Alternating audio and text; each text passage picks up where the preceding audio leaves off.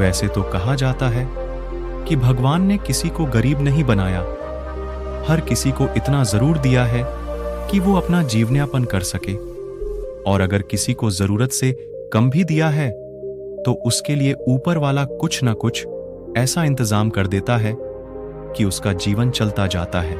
हम अक्सर दूसरों के धन को देखकर अपनी अमीरी और गरीबी का अंदाजा लगाते हैं। हमारे पास 10 रुपए हैं और सामने वाले के पास 100 हैं, तो हम खुद की नजरों में गरीब हो जाते हैं और दूसरा व्यक्ति अमीर। हम ये नहीं सोचते कि 100 कमाने वाला मेहनत कितनी कर रहा है, उसकी जरूरतें कैसी हैं। हम बस दूसरे के धन को देखते हैं और अपनी राय बना लेते हैं। आज की इस गौतम बुद्ध की प्रेरणादायक कहानी के जरिए आप जानेंगे कि भगवान बुद्ध के अनुसार एक अमीर और धनवान व्यक्ति कौन होता है। साथ ही आप समझेंगे कि क्यों गौतम बुद्ध हर व्यक्ति को धनवान कहते थे। गौतम बुद्ध की कहानी आपको बहुत प्रभावित करेगी और इस बुद्ध की प्रेरणादायक कहानी से मिलने वाली शिक्षा आपके बहुत काम की होगी। एक समय की बात है, एक राज्य के राजा ने गौतम बुद्ध को कुछ दिनों के लिए अपने राज्य में आने का निमंत्रण दिया। उस राजा के निमंत्रण को बुद्ध ने स्वीकार किया और वो अपने कुछ शिष्यों के साथ उस राज्य में चले गए।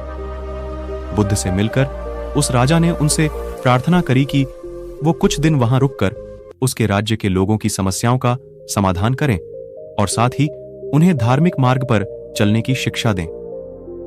बुद्ध ने राजा की बात मान ली और 3 दिन के लिए उन्होंने इस राज्य में धर्म सभा करने का फैसला किया। गौतम बुद्ध की आने की खबर पूरे राज्य में फैल गई और धर्म सभा के पहले ही दिन बहुत से लोग आए। उसी राज्य के चौराहे में एक भिखारी बैठा रहता था। उसे भी गौतम बुद्ध के आने की खबर थी, लेकिन वो सोचने लगा कि धर्म सभा में जाकर मुझे क्या मिलेगा, यहीं बैठा रहता हूं। जैसे जैसे लोग आएंगे वो मुझे भीख में कुछ ना कुछ देकर ही जाएंगे। पहले दिन बहुत लोग आए और इस भिखारी की अच्छी खासी कमाई हो गई। अगले दिन फिर वही सिलसिला चला।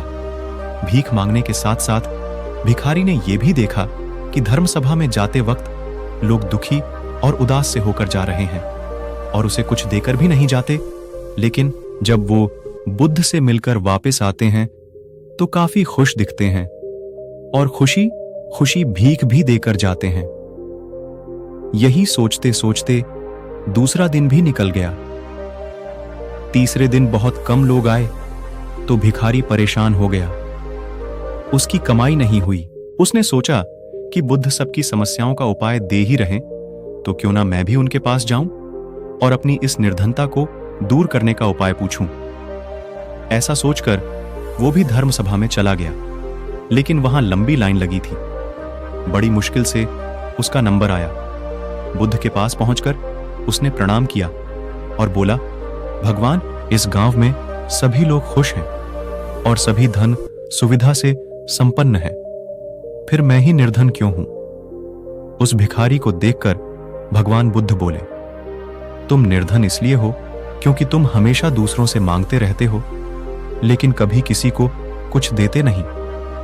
तुम सोचते हो कि लोग तुम्हें भीख में बहुत पैसे दें, लेकिन बदले में तुम किसी को कुछ देना नहीं चाहते। ऐसा सुनकर वो भिखारी बड़ी हैरानी से बोला, भगवान, मैं क्या लोगों को कुछ दूंगा? मेरा तो खुद का गुजारा भीख मांगकर चलता है। मेरे पास देने को है ही क्या? बुद्ध कुछ देर के लिए मौन हो गए और थोड़ा देर रुकने के बाद बोले, तुम बहुत मूर्ख हो। किसी को देने के लिए या दूसरों के साथ बांटने के लिए ऊपर वाले ने तुम्हें और हम सभी को बहुत कुछ दिया है। मुस्कुराहट दी है जिसे तुम दूसरों के साथ बांटकर उनमें आशा और उम्मीद जगा सकते हो। आवाज दी है जिससे तुम मीठे शब्द बोलकर लोगों की तारीफ कर सकते हो। 2 हाथ दिए हैं जिनसे तुम दूसरों की मदद कर सकते हो। एक स्वस्थ शरीर दिया है जिससे तुम भीख ना मांगकर मेहनत का काम कर सकते हो। ऊपर वाले ने जिसको ये चीजें बिना किसी कमी के दी हैं, वो कभी निर्धन नहीं हो सकता। तुम निर्धन हो तो बस अपनी सोच की वजह से। जैसे जैसे तुम इस सोच से बाहर निकलोगे, तुम खुद को दूसरों जितना ही अमीर समझने लगोगे और तुम्हारा जीवन भी सुधर जाएगा। दूसरों की खुशी देखकर उनसे अपनी तुलना मत करो। ऊपर वाले ने हर किसी को धनी बनाया है, बस जरूरत है तो अपनी सोच को सुधारने की। भगवान बुद्ध की बातें सुनकर उस व्यक्ति को अपने जीवन का मूल्य समझ आ गया और वो उनके दिए हुए उपदेश के अनुसार अपना जीवन जीने लगा। हम सभी लोग जब दूसरों से अपनी तुलना करते हैं या दूसरों को खुश देखते हैं तो हमें लगता है कि हमारा ही जीवन खराब है और बाकी सब मजे में हैं। हम कभी अपने जीवन की अच्छी चीजों पर ध्यान नहीं देते। हम कभी ये नहीं सोचते कि भगवान ने हमें एक स्वस्थ शरीर दिया है, जो कि सबसे मूल्यवान चीज है।